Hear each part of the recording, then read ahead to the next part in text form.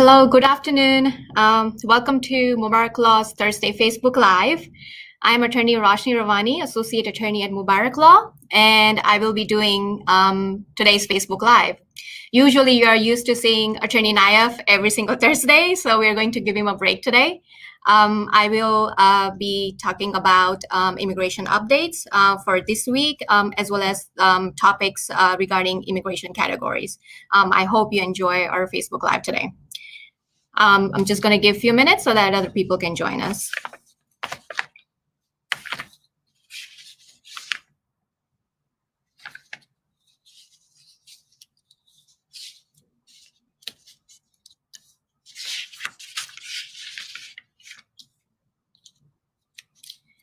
Okay, so I'm going to start with the immigration updates. The first update is USCIS extended the validity period for Form I-693.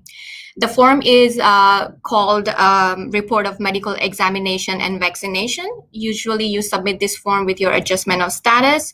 USCIS considers this form is valid when the civil surgeon signs it 60 days prior to submitting the petition or 2 years before the petition is adjudicated.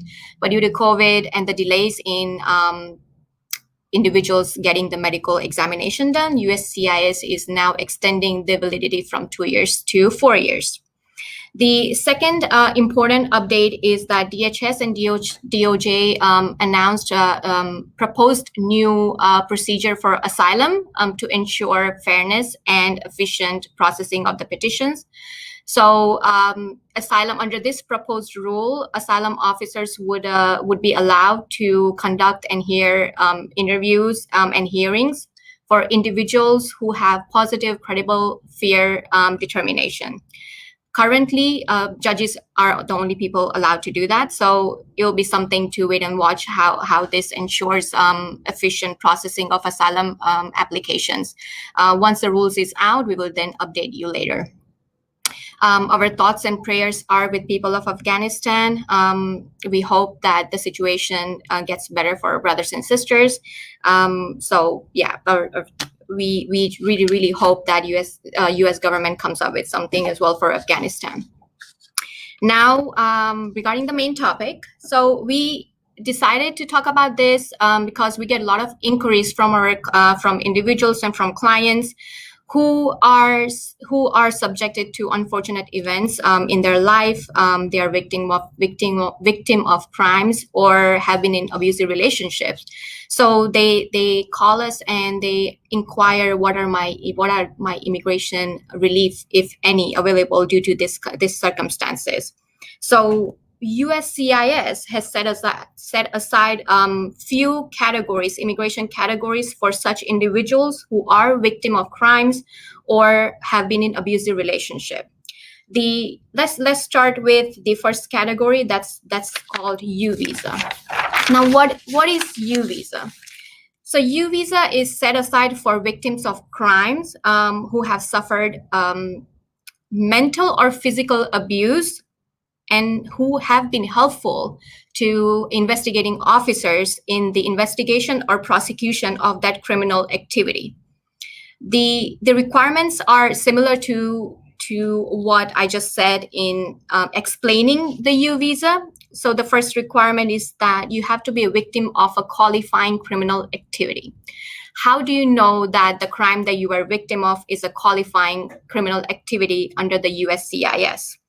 You can go onto their website. They have a list of all the qualifying criminal activities, which includes crimes such as sexual assault, domestic violence, stalking, kidnapping, murder.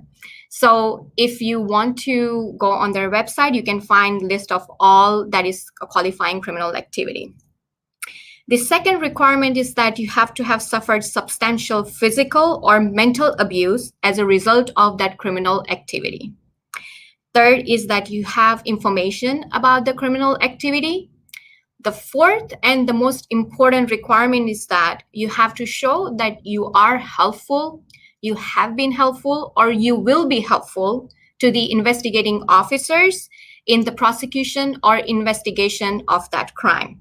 Now, this is very important because sometimes some clients come to us and they tell us that my investigation has been completed, my case has been closed. Am I still eligible to apply for U visa? And the answer is sometimes yes, because you have to show that you will be helpful, you have been helpful. And for that particular purpose, you have the police officer, the state attorney, or the judge has to certify a form called Supplement B form. That is a certification that would prove, signed by that officer or that particular judge or state attorney, that you were helpful or you will be helpful in that investigation. Without getting the certification, it does not look very good for the case. The fifth requirement is that the crime occurred in the United States or violated any United States laws. And the sixth requirement is that you have to show that you are admissible to the United States. If you are not, and I will explain that further, if you're not admissible, then you can also apply for a waiver. Now, what are certain circumstances that can make you inadmissible? That would be such as some things as a criminal conviction or medical history or violation of immigration laws. Under the U visa, you can also apply for some qualifying relatives. Let me explain this. So if you are a principal applicant, depending on your age, if you're under the age of 21, you can apply for your spouse, for your children, for your parents, or even for your unmarried siblings who are under the age of 18. But if you are over 21, then you can only apply for your spouse or for your children. Once granted, U visa is valid for 4 years, and it is also a path that can lead to a green card. If you meet that you have been physically present in the United States for a continuous period of 3 years since getting the U visa, and you have not unreasonably denied or refused to provide assistance in helping with that investigation. Now, that's for the U visa. Those are the basic requirements for the U visa. Let's talk about VAWA. We get a lot of questions on VAWA. So what is VAWA? Before going on VAWA, let's see. There's a comment. Snehal Patel says, fine. Thank you, Snehal. Bye. Okay. So VAWA is Violence Against Women Act. Under VAWA, you may be eligible for lawful permanent residence, that's green card, if you are a victim of battery or extreme cruelty committed by U.S. citizen spouse or a former spouse, U.S. citizen parent, U.S. citizen child, so that's a son or a daughter, a legal permanent resident spouse or a former spouse, or an LPR, legal permanent resident parent. So VAWA allows spouses, children, parents to apply for a green card without the abuser, without the person who abused you, without the abuser's knowledge. That is a reason for your safety. The reason why the abuser doesn't have to know is because sometimes VAWA victims still live with their abuser. So you do not have to notify them. USCIS doesn't notify them. What are the requirements for the battered spouse?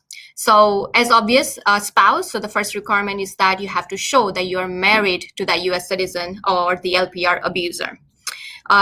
Sometimes we get inquiries that I was married to this person, but the marriage terminated because the spouse either passed away or it terminated due to divorce. Am I still eligible for applying for VAWA? And the answer is it depends.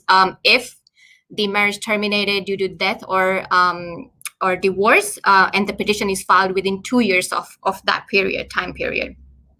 Sometimes there is a situation where you believed that you were legally married to this person, but the marriage is not legal in the United States, is not considered legally in the United States because the abuser was married to 2 people at the same time. So then you have to show that you believed that you were legally married and it is not your fault. The second requirement is that you have suffered battery or extreme cruelty by your U.S. citizen or the permanent resident spouse. The third is that you entered into the marriage in good faith and not solely to gain immigration benefit. You have resided with your spouse and you are a person of good moral character. So as you see for VAWA, for U visa, you just have to show that you were a victim of crime, you have been helpful. But for VAWA, you have to show that not only you are a victim of battery or extreme cruelty, but you also have to show that there was a marriage. It was a good faith marriage. So there's 2 requirements. How we like to say is there's 2 steps of requirements. A very important question that we get asked a lot is, can a man file petition for himself under the Violence Against Women Act? Yes, the VAWA applies equally to both the sexes, men and women. So when a man in a relationship has been abused by his female spouse, women's spouse, he can also apply under VAWA. So similar to U visa, VAWA is also a pathway to green card and eventually can lead up to citizenship. The question then becomes, should I apply under VAWA or should I apply under U visa? It really depends. It depends on the facts of the case and what kind of crime was committed. For example, let's just say if you're a victim of domestic violence, you might be eligible for both U visa and a VAWA, because domestic violence is a qualifying criminal activity for U visa as well. So both forms of relief are available to you to get the green card. However, you have to remember that there is a U visa cap, but there is no cap or limitation on VAWA self-petition. What does that mean? So every year for U visa, USCIS only allocates 10,000 approvals on the U visa.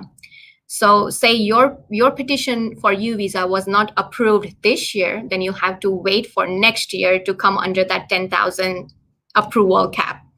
For VAWA, there is no approval cap. So the VAWA will get processed much quicker than the U visa. We have clients who've been waiting for more than 3 to 4 years just to get an approval. So there is no restriction on VAWA petition.